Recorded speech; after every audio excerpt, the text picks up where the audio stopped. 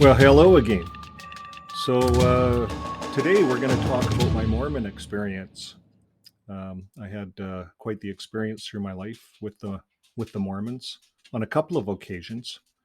So to give you kind of some background into everything, well, if we go back to when I was 18, I was uh, just just going through my last year of high school. I met a Mormon girl, and I went to her church and went to the meeting and everything. And afterwards, she wanted me to go pick fruit in the bishop's yard. So we drove over to the bishop's yard, and all these Mormons were out there picking fruit. And I seen in the driveway a Ferrari, and like this mansion had to be worth several million. It was in the Okanagan in the valley, and he had a small orchard around this big mansion. So I says to my girlfriend, I says, "Who owns all this?" She says, "Oh, the bishop owns this place." And I says, "Well, he doesn't need me to pick fruit for free for him." "Oh no, you don't get it. You know this is for the church for the church." And I said, "Well, obviously the church has a lot of money, and I'm just not into this." So that was the last time I went to a Mormon church. So I did go through all the things. You go to their meeting, and then they funnel all the teenagers or the non-married people downstairs to a room and then give little discussions. It's actually quite a good organization, I believe, because they have family counselors. They encourage education. They'll pay for education. They do a lot, and it's not. I'm not speaking badly, but this is my Mormon experience. So I then meet a Jehovah's Witness girl, and at the same time, and well, she was completely opposite. Morals were completely opposite, and so I became interested in the Jehovah's Witness religion, and I went for there. So I was really searching for love, I guess, in a way. But isn't that what God teaches? Love. So it's no wonder that if I was searching for love, it would lead me to God somehow or some way. So now to get to the long of the short of this Mormon story, I'm going through life as a Jehovah's Witness, and I was 18 at the time that I started. So I go through life, and I get into my late 30s, 39, 40. And you see, education when I started, they weren't really knocking it that hard, I didn't think. But I was already into electronics when I started with the religion. So they couldn't knock me for that. I was already in the profession. But I noticed there was a lot of envious janitors and window cleaners that often wondered how or they'd try to make me feel guilty. And I'd say, that doesn't go too far with me, even in the religion. But they would always use the excuse that, well, we can pioneer and blah, blah, blah. And I said, I'll pioneer one day. And I did. I started my own business, and then I ran my own hours, and I pioneered. And in fact, because I had the business that could afford it, it could afford to send me way up north to these areas that no one could afford to go. They were unassigned. So, anyways, getting back to the Mormon story, I'm running this business, and I realized that we needed some wireless nurse call.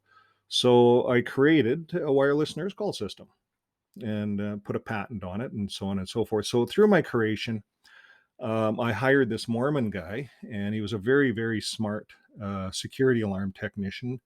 And he said, "I'll work for you for 2 years." He's honors with excellence all the way through school, and I'll work for you at a low wage, but I need help paying my last year's tuition. So I did.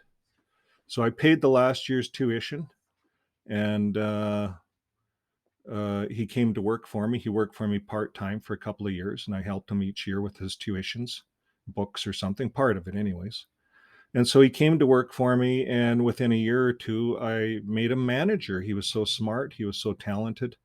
So, but it was interesting. Through his school, he wanted to use one of my projects as a school project. And I had written on my invention a project. It was a wandering patient system, and I'd written the manual and everything for it, but he wanted to critique it. And that he said that was part of his course, is writing a technical journal. So he took all of my writings and went in, and I guess he aced it, and he borrowed my demo kit. And then I even went in, and I didn't realize it really until later that he actually took credit for all of my writings. And he got 150%, and he got on TV and everything. but he took the credit for it and claimed it was all his. I thought that was interesting. He claimed the invention was mine, but he made the book. So you see, when you invent something, you actually make the book first, and then your invention surrounds the book. So he knew that, but he was a very smart boy. So, anyways, regardless, I turned a blind eye to it, and I really didn't care. And so we go through. He works for me for about 10 years, and at the end, he wanted to get out. He even wanted to be a partner, so I made him a partner. And I had all Jehovah's Witnesses and Mormons. That's all I had working for me. And I figured they were kind of the same, Jehovah's Witnesses, Mormons, they all, we do similar work. That's kind of how I viewed it. But what I found in the Mormon community is I found very highly skilled people. So in the Jehovah's Witness community, I had some very highly skilled people as well. We trained them. So, but you get both. But we had a successful business. In fact, it was so successful that our competitors wanted a piece of the action. We sold the royalties back to, well, Johnson Control owns it now, but it was Visonic at the time. And uh, so our competitors wanted the product really bad. So no doubt our competitors were phoning my employees, offering them jobs. So that's what happened. My competitors offered my main guy, this Mormon guy, the job. He was my partner at this time, 10 years in. And things are going relatively good. And I'm up pioneering up in unassigned territory. Things seem to be going good. And then I come back and I find out he wants to quit because he wants to become an engineer. So I said, well, I can't stop you from educating yourself. We did have a non-compete. And I said, as long as you're not working for my competitors, I have no issues. And oh, no, I'm not working for and I even named the competitor. As long as you're not working for this particular competitor, I have no issues. And so he sat there, bold-faced, lied to me and said, no, I'm not. And so I actually wrote him a check and gave him all of his shares back, all of it, 100%. And I could have kept it for legal action later, but I didn't because I trusted and I believed in his word. And so the next thing I knew, he was working for my competitor, my direct competitor, the very one I named. And the next thing I knew, he was canvassing my employees, the other Mormons. So he canvassed as many as he could. He stole a couple of my employees. And then the next thing I knew, he was going into my accounts remotely and sabotaging all my nurse call accounts. And we ran ragged. I even opened an RCMP thing to counter this and spread that around that I was going to pursue it. But if I pursued it again, it would have destroyed his family.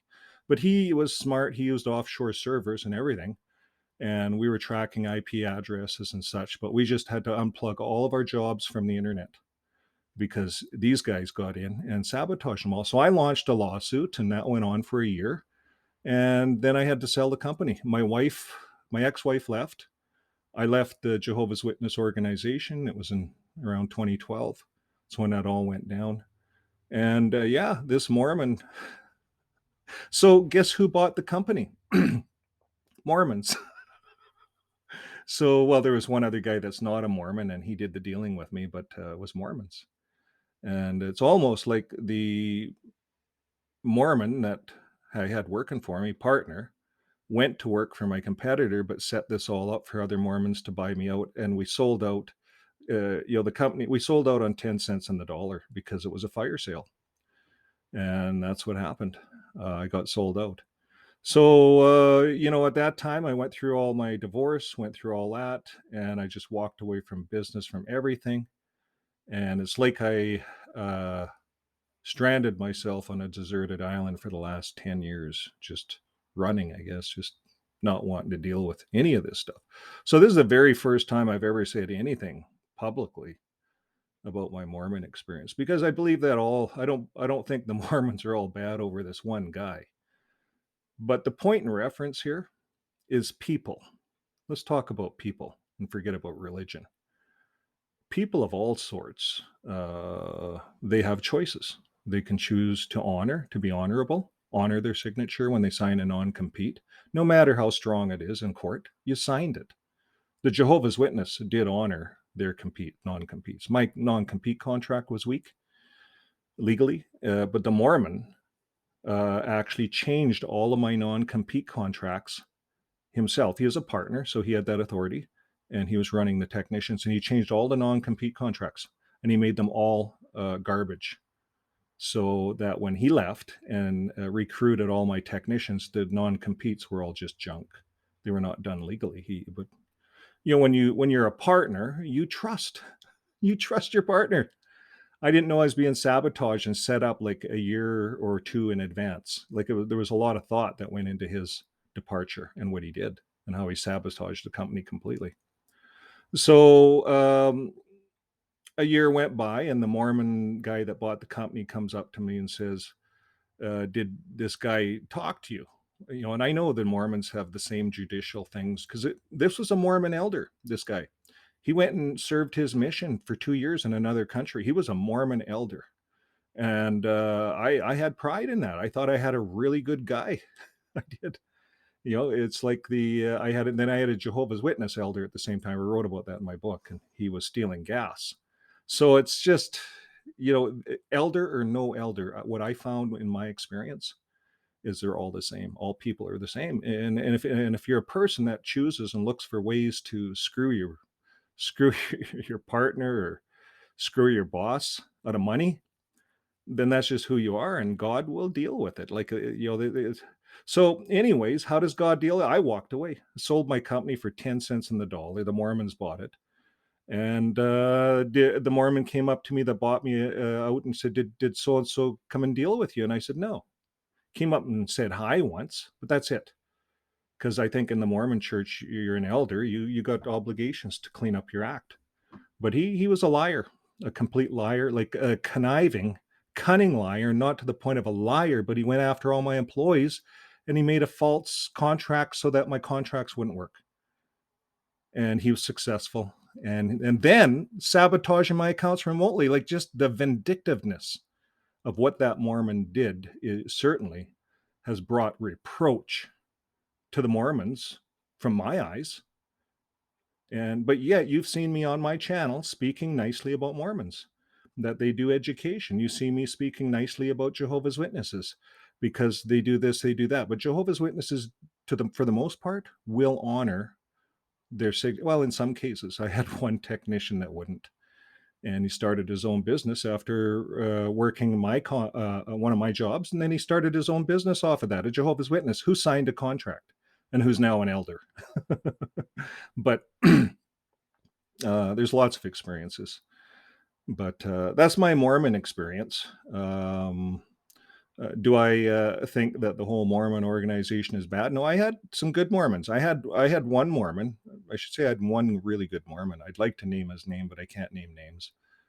He was outstanding. He stuck with me right to the very end, and he was running the whole head in. I was going through a nervous breakdown, going through a divorce, leaving my religion and all of that stuff, and my dad dying that year. And this guy ran the company for me, and he was a good Mormon. So I don't look at religions, I look at people.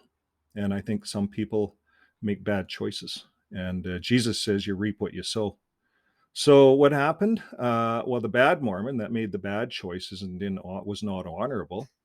Later, he got some work, and that company that hired him just wanted my contracts. And once I dropped all the lawsuits, that company fired him. And so then he ran around town trying to get work. And we're in a big province in Alberta, a lot of work. And he couldn't get work in Alberta. He got some job, and then they'd turf him. He even came back to the company that bought me out, and they wouldn't have nothing to do with him. And they were all Mormons. So this guy ended up moving out of the province, selling his house, moving his family and kids to another province to try to get a clean start. And you're halfway through your life, and all that credibility, all that honor, all that university degree, it's all gone out the door. So that's what happens when that's part of reaping what you sow. And this guy didn't want to come clean even with me. He didn't even want to deal with it. He's probably still a Mormon. They probably don't disfellowship them like they do JWs, but That's my Mormon experience. And I just think it's for all of us. We reap what we sow. So whatever we're thinking about, this leads to action. So if we find we're thinking about deceitful things and that, we have to change our thought process. And there's what they call a position shift. It's a technical term. And you take a different position on something. And that's really what we're doing as ex Jehovah's Witnesses. We're taking a different position, a position shift on the religion, on what we were taught, and maybe on religion in general. I know that's what I have done in religion in general. But for some people, they need a pathway, and they need to follow something and follow someone. And especially if you're younger in life, I know I did when I was younger. But that's why we have all these channels on the internet. You can follow anything, and then you can choose uh, what you want to follow and what you want to believe. But these principles that Jesus set out, you reap what you sow, they work no matter what religion you're in. You will reap what you sow, because these elders, they're held to a higher accountability in God's eyes. That's just a fact. But, anyways, folks, that's all I have to say. And that's my Mormon story. Bye for now. And until next time, live your day with love. And to all the Mormons out there, we all love you. Same with the Jehovah's Witnesses. Bye for now.